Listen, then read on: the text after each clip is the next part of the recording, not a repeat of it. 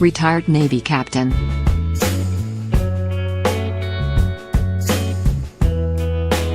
Bruce McCandless II, the first astronaut to take an untethered spacewalk and the son and grandson of Medal of Honor recipients, died last week at age 80 in California. Our thoughts and prayers go out to Bruce's family, acting NASA Administrator Robert Lightfoot said in a statement on McCandless, who died December 21 at the Los Angeles County University of Southern California Medical Center.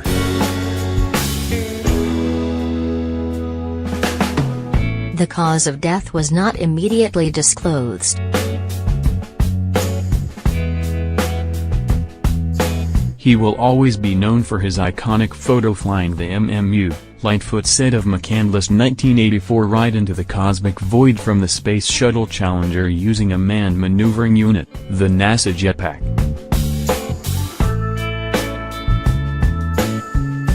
McCandless, a naval aviator who flew missions off the aircraft carrier USS Enterprise during the Cuban Missile Crisis, had a remarkable Navy heritage.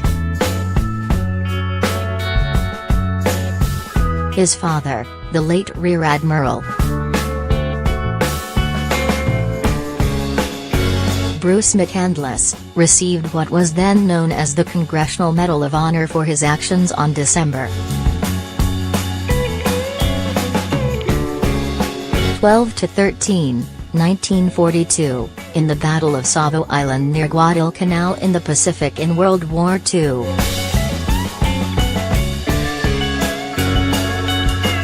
Rear Admiral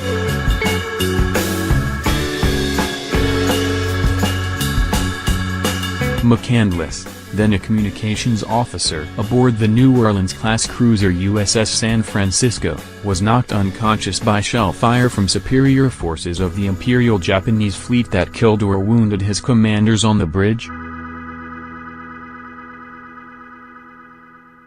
When he came to, McCandless took charge.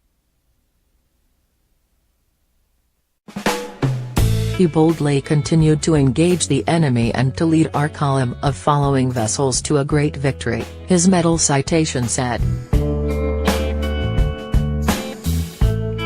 McCandless' paternal grandfather, Commodore, later Rear Admiral, Byron McCandless received the Navy Cross in World War I, and his maternal grandfather, Navy Captain Willis Winter Bradley was the first recipient of the Congressional Medal of Honor in World War I, NASA said.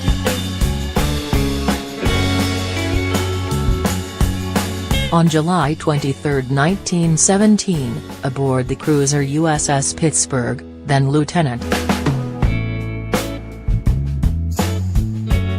Bradley was blown back by an accidental gunpowder explosion. Bradley recovered, crawled into the burning compartment and put out the flames that threatened to set off more powder explosions and possibly sink the ship.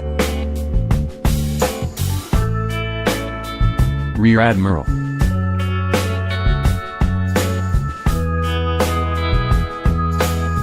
Bruce McCandless, Byron McCandless and Willis Winter Bradley were all graduates of the U.S. Naval Academy, as was astronaut Bruce McCandless, who was a classmate of Senator John McCain, chairman of the Senate Armed Services Committee. In a statement on McCandless' passing, McCain called him a brilliant aviator and astronaut who dedicated his life to serving the country he loved.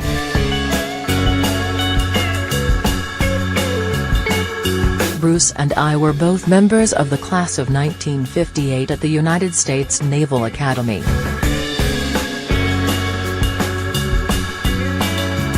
As an undistinguished graduate of that class, I always looked up to Bruce, not only for his incredible intellect, but also for his character and integrity, which embodied the highest values of the United States Navy, McCain said. Bruce is perhaps best known for carrying out the first untethered spacewalk, McCain said. The iconic photo of Bruce soaring effortlessly in space has inspired generations of Americans to believe that there is no limit to the human potential.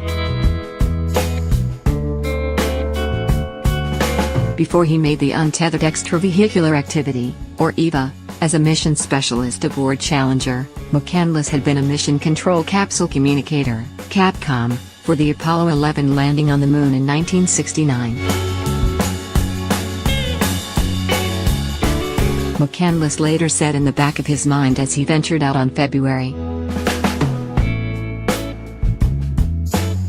8, 1984, from Challenger was the historic quote from Neil Armstrong as he stepped onto the Moon, "That's one small step for a man, one giant leap for mankind."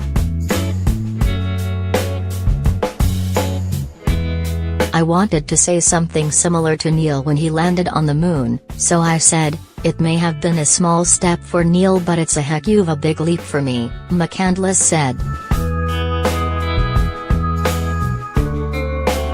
That loosened the tension a bit for those involved in the mission, he said.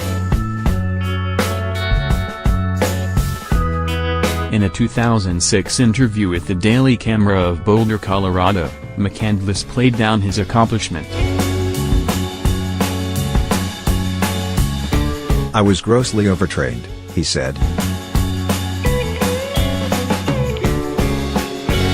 "I was just anxious to get out there and fly. I was very comfortable, but it got so cold my teeth were chattering and I was shivering, but that was a very minor thing." McCandless traveled more than 300 feet from the shuttle, and the photo of him in his white NASA suit in the blackness of space with the blue planet Earth as a backdrop became a sensation. Aboard the shuttle Discovery in 1990, McCandless was part of the crew that launched the Hubble Space Telescope. All told, McCandless logged more than 312 hours in space, including 4 hours of spacewalks. After leaving NASA, he worked for Lockheed Martin Corporation.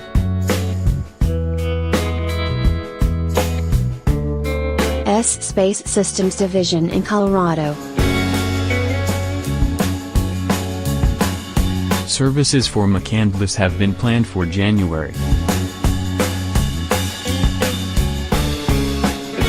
(16) At the Naval Academy's main chapel at Annapolis, Maryland, followed by burial at the Naval Academy Cemetery.